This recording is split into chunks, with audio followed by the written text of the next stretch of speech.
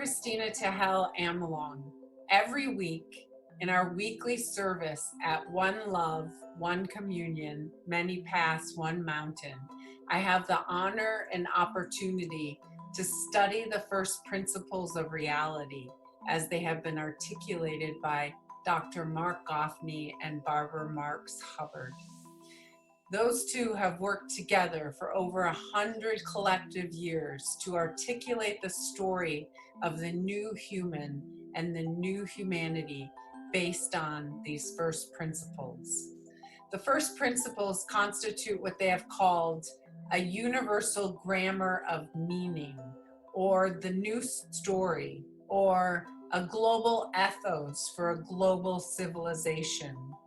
Every week, guided by grace, Dr. Marc articulates the principles in precise formulations, and every week I recapitulate pivotal sections of the first principles in direct quotes from the prior week's articulation of Many Paths, One Mountain. I spend hours picking the exact string of direct quotes from their articulation and weaving them together, a string of sentences that I hope will activate in you a heart inflamed and committed to changing the world with outrageous love. Here goes the recapitulation.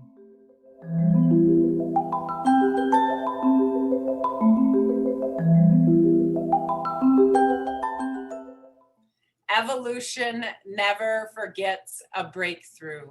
A little bit of light dispels a lot of darkness. Last week, all over the world, people lit Hanukkah candles. The Hanukkah story is about the Greek Seleucids before Jesus, seeking to spread Greek culture, to defile the temple in Jerusalem. A small band of outrageous lovers who had no political power nor a budget, but were a group of 20 to 50 with a few hundred people around them. They organized this bottom-up grassroots rebellion, and they managed to retake the temple. Temple, as in Raiders of the Lost Ark. Temple, as in Ark of the Covenant.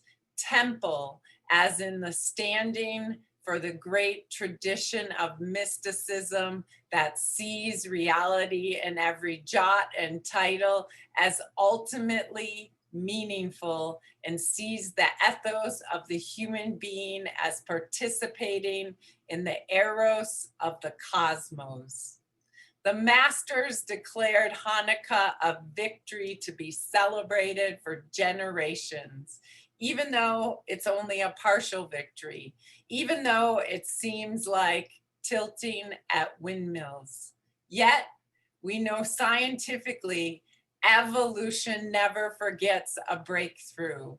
The mightiest power before the Common Era had disappeared, but that little band of outrageous lovers who came together and stood for integrity, for the infinite dignity and gorgeousness of the unique self-individual.